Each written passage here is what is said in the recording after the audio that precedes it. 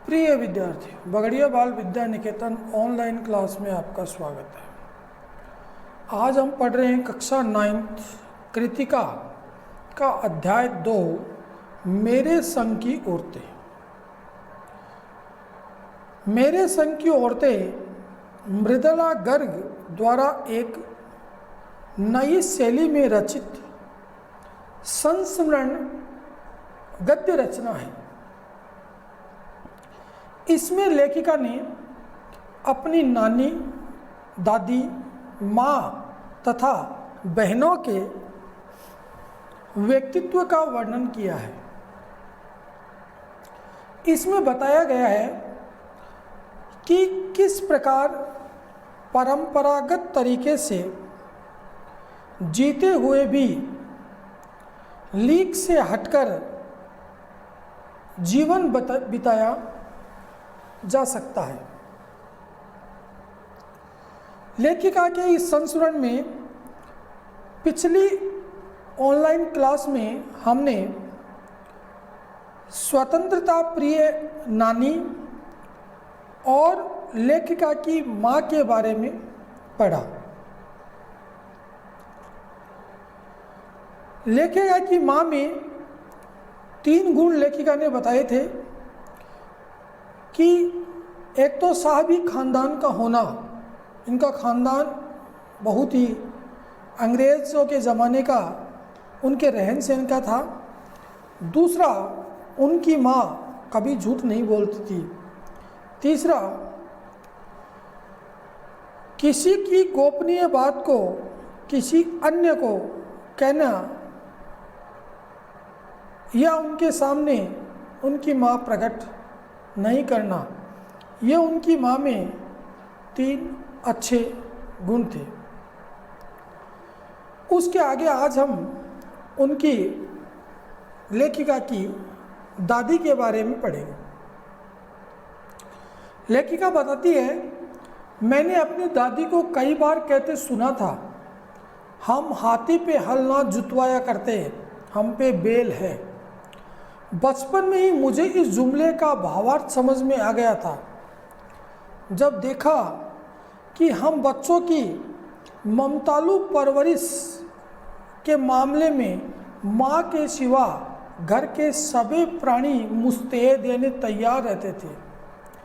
दादी और उनकी जेठानियाँ ही नहीं, खुद मर्द जात पिताजी भी। पर ठोस काम न करने का ये मतलब नहीं था कि माँ को आज़ादी का जुनून कम था। वह भरपूर था और अपने तरीके से वह उसे भरपूर निभाती रही थी। जाहिर है कि जब जुनून आज़ादी का हो तो उसे निभाना भी आज़ादी से चाहिए। जिस तिस से पूछकर उसके तरीके से नहीं, खुद अपने तरीके से।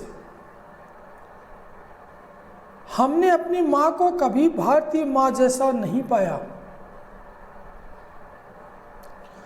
न उन्होंने कभी हमें लाड किया, न हमारे लिए खाना पकाया और न अच्छी पत्नी बहू होने की सीख दी। कुछ अपनी बीमारी के चलते भी वे घर बार नहीं संभाल पाती थी, पर उससे ज़्यादा हाथ उनकी अरुचि का था। उनका ज़्यादा वक्त किताबें पढ़ने में बीतता था, बाकी वक्त संगीत साहित्य चर्चा में या संगीत सुनने में, और वे सब बिस्तर पर लेटे लेटे किया करते थी। यानी आज के भाग में भी लेखिका ने अपनी माँ के बारे में ही बताया है और परिवार के बारे में ये बताया है कि हमारा परिवार में सिर्फ माँ ही हमारा लालन पालन नहीं करती थी, बल्कि परिवार के अन्य सदस्य भी इस काम के लिए हर वक्त तैयार रहते थे। यहाँ तक कि औरतें ही नहीं, घर के जो आदमी थे वह भी हमारी परवरिश पे पूरा ध्यान देते थे। उनके पिताजी भी उनका पूरा ख्याल रखते थे। उनकी माँ थी, उन्होंने बताया कि मेरी माँ में आज़ादी का जुनून था और वह उसे अपने हिसाब से निभाती भी थी, अपने तरीके से आज़ादी के लिए प्रयास भी करती थी।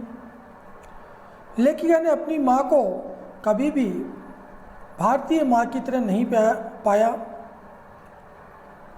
लेखिका को कभी उनकी माँ का न लाड प्यार मिला, न खाना पकाया हुआ मिला, न घर में उनको कभी एहसास हुआ कि वो एक अच्छी पत्नी और बहू है।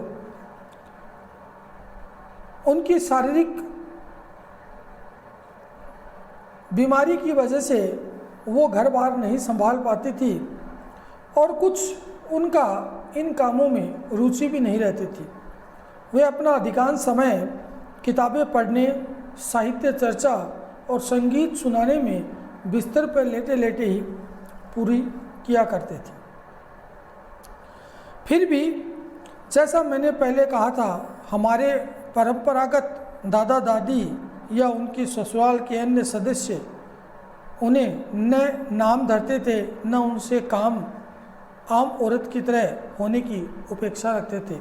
परिवार को भी ये विश्वास नहीं था उन पर कि वो इस परिवार की तरह काम करेगी या इस परिवार में वो एक अच्छा नाम कमा कर रहेगी।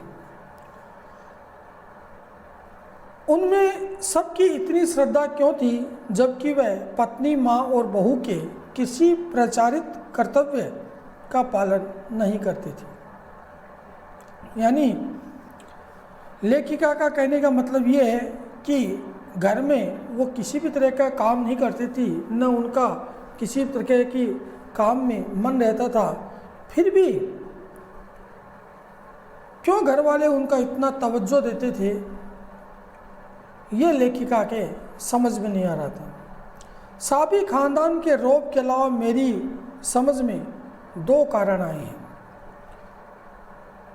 लेखिका को इसका कारण पता चला, सबसे पहला साबी खानदान, दूसरा जैसे मैंने पीछे ही बताया वे कभी झूठ नहीं बोलती थी और एक गोपनीय बातों को एक दूसरे को जाहिर नहीं होने देती थी। आज के अध्याय में हमने लेखिका की माँ के बारे में और परिवार में माँ का क्या प्रभाव था, लोगों में उनकी किस तरह से पेट थी, किस तरह से रहन सहन था उनका, ये हमने पढ़ा। अगली ऑनलाइन क्लास में हम इसके आगे का भाग पढ़ेंगे। तब तक के लिए धन्यवाद।